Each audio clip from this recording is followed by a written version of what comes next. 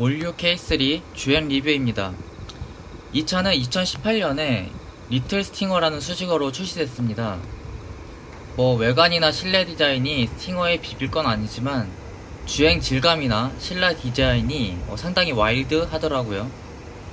또 올해 출시한 K5만큼은 아니지만 당시의 아반떼랑 비교하면 약간 스포티함이 첨가된 부분이 있습니다. 헤드라이트를 보면은 X자로 그 프로젝션 타입이 적용이 됐습니다. 전 트림에 공통적으로 적용이 되고요. 휠은 15인치 알로이 휠이 들어간 건데 준준형임을 감안해도 조금 작은 느낌은 있습니다. 하지만 연비를 생각하면은 감안하고 탈만한 것 같습니다.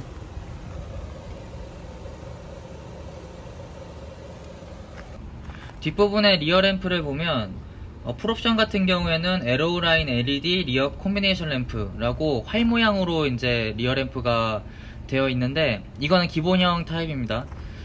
프레시 등급에서는 스타일 옵션을 69만원 내고 추가해야지 콤비네이션 램프가 들어가요.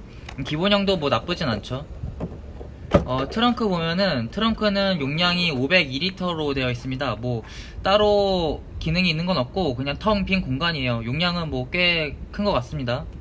그리고 2열 폴딩이 제공이 되지를 않아요. 그래서 요 트렁크 공간 내에서 짐을 해결해야 합니다. 최근 나온 모닝 같은 경우에도 2열 폴딩은 기본 제공되는데 이런 부분은 좀 아쉽죠. 뒷좌석을 보시면 뒷좌석 공간감은 준준형 같은 그런 느낌입니다. 딱히 쾌적하진 않고 무릎 공간을 보면은 주먹 한 2개 반, 3개 정도 그 정도 남는 공간입니다. 머리 공간은 이 천장 부분이 위로 패여 있어서 충분한 편입니다. 외관은 다른 시승기에서 주로 빨간색만 봤었는데 흰색도 무난하게 잘 어울리는 것 같습니다. 실내 디자인을 보시면 계기판 같은 경우에는 3.5 모노 LCD가 이제 들어갔습니다.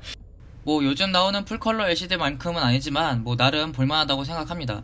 4.2인치 풀컬러 LCD 적용하려면 최상위 트림에서도 무려 142만원 줘야 옵션으로 선택이 가능합니다. 휠은 생각보다 림이 좀 얇습니다. 개인적으로는 굵고 좀 묵직한 것이 안정적인 느낌이 들어서 좋아하는데 그런 점은 좀 아쉽습니다. 그리고 가죽임에도 불구하고 좀 뗀뗀하고 부드러운 느낌 그런 건 없습니다. 이 차량에는 8인치 디스플레이가 적용되지는 않았는데 터치 반응성이라든지 UI 구성이 직관적이고 좋다고 합니다. 그리고 공조기 같은 경우에는 아래에 이렇게 따로 구분이 되어 있고요. 기어 레버 같은 경우에는 그립감이라든지 촉감 이런 거는 상당히 좋습니다. 그리고 레버 옆으로 제끼면 바로 스포츠 모드가 적용되는 점도 나쁘진 않았습니다. 그리고 통풍 시트, 그리고 엉따, 손따 이게 다 있는데 통풍 시트 같은 경우에는 뒤에서 바람이 나온다 요 정도로 느껴지는 정도였고 오히려 최근에 나온 모닝보다 시원하지는 못한 그런 느낌이었습니다. 드라이브 모드 같은 경우에는 이제 에코 모드, 스마트 모드 이런 것들이 적용되는데 스포츠 모드를 제외하고는 별 다른 차이점은 체감하지 못했습니다. 그리고 이제 기어 레버 하단부를 이렇게 U자 모양으로 감싸고 있는데 이 점이 좀 특이합니다. 시트 같은 경우에는 최상위 트림에서만 천연 가죽을 선택할 수 있고 그 이하에서는 인조 가죽이 기본입니다. 착자감 같은 경우에는 폭신폭신하진 않지만 앉았을 때 몸에 배기진 않는다 이런 정도였습니다. 실내에서 또 아쉬운 점은 차값 생각했을 때 어쩔 수 없지만 이런 조작감이 좀 날탱이 같은 그런 느낌이 드는 것이 조금 아쉽습니다. 그리고 양옆에 송풍구가 저렇게 터빈 모양으로 되어 있는데 요거는 좀 멋있습니다. 요런 느낌들이 스포티함을 더 살려주는 것 같아요. 정차 중 소음 같은 경우에는 42, 43dB 정도 나옵니다. 서스펜션의 경우에는 전륜의 맥퍼슨, 후륜의 토션빔을 쓰는데 부드럽진 않습니다. 차급에 맞는 그런 정도라고 생각하시면 됩니다. 차가 덜컹덜컹하는 느낌을 받는 그런 수준인데 그렇다고 충격이 그대로 전해진다 그 정도는 아닙니다. 이 차의 파워트레인은 스마트 스트림입니다. 엔진 같은 경우에는 기존의 직분사 방식을 버리고 듀얼포트 분사 방식으로 다시 회귀했습니다. 직분사 대비해서 출력이나 연비에서 마이너스가 생기는데 물론 비용 절감 차원에서 선택한 것일 수도 있겠지만 직분사 방식 같은 경우에는 결함이 계속 발생하고 있기 때문에 그런 문제를 해결하자는 차원에서 다시 MPI 방식으로 회귀한 게 아닌가 싶습니다. 이 차는 123마력 그리고 토크는 15.7kg 포스미터인데 힘이 딸린다는 생각은 전혀 들지 않고 가속감이 꽤 좋습니다. 저속에서 가속할 때 쭉쭉 치고 나갑니다. 오르막길을 올라갈 때도 가속하는데 전혀 문제가 없습니다.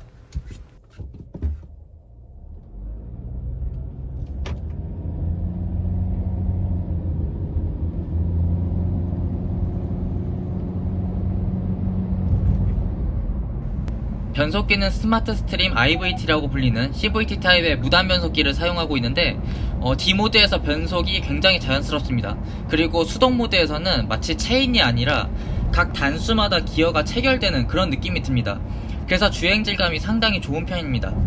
변속감이 느껴지고 따라서 CVT임에도 불구하고 운전하는 맛이 납니다. 기어를 탁 치면 철컥하고 우웅하면서 변속되는 그런 느낌이 굉장히 좋습니다. 게다가 좋은 점이 소음이 나질 않습니다. 똑같이 CVT를 적용한 더 뉴 말리부 같은 경우에는 변속기 체인벨트에서 마찰음에서 나는 그 소음이 있습니다. 휘익하고 휘파람 소리처럼 나는 소리인데 이 차에서는 엔진음 말고 다른 소리는 뭐 나는 게 없습니다. 고속 주행감을 한번 보시겠습니다.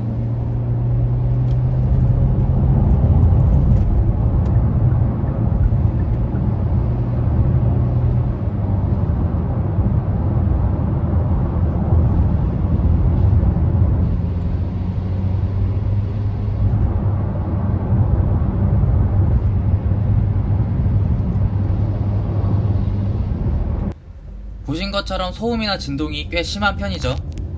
그리고 100km 이상에서 제가속을 할 때 엔진 소음은 나고 가속은 이루어지지 않는 그런 현상이 조금 있습니다.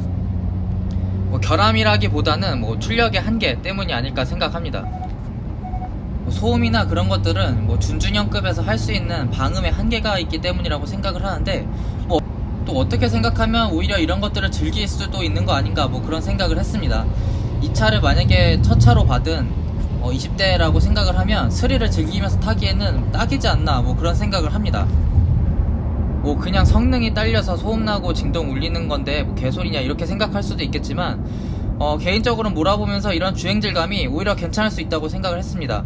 최근에 출시한 더 뉴 SM6 같은 경우에는 스포츠 모드에서 일부러 가상 엔진음을 넣기도 하는데 이 차에서는 진짜 엔진음이 폭발하니까 스릴 있고 좋을 수도 있지 않을까 그런 생각을 해봤습니다. 단 30대 이상으로 가면서부터는 정숙성을 굉장히 중요시 여기기 때문에 이런 점은 굉장히 단점이라고 할 수 있겠습니다. 그리고 조향감 같은 경우에는 좀 아쉽습니다. 핸들이 묵직하기보다는 조금 뻑뻑한 느낌인데 RMDPS를 적용한 차들을 몰아보면 확실히 그 차이를 느낄 수 있습니다. 남자분들은 모르겠는데 여성분 같은 경우에는 한 손으로 코너링 하기가 조금 부담스러울 수 있는 그런 수준입니다. 즉 결론적으로 이야기하자면 이 차는 고급진 맛은 없지만 좀 쌈박한 차입니다. 실내 품질이나 주행 성능 모두 중형차에 미치지는 못하지만 괜찮습니다. 사람에 따라 다르겠지만 20대에는 보세를 입어도 태가 나고 예쁜 것처럼 이 차는 태가 납니다. 20대 30대 사회초년생들이 타기에 딱 좋은 차가 아닌가 그런 생각이 듭니다. 큰 차에 대한 욕심만 한 수 접을 수 있다면 충분히 선택할 만한 가치가 있는 그런 차입니다. 가격이나 세금 같은 경우에는 블로그에다가 적어 놓겠습니다. 블로그는 설명란에다가 링크를 써 놓겠습니다. 이상으로 올류 K3 주행 후기 마칩니다.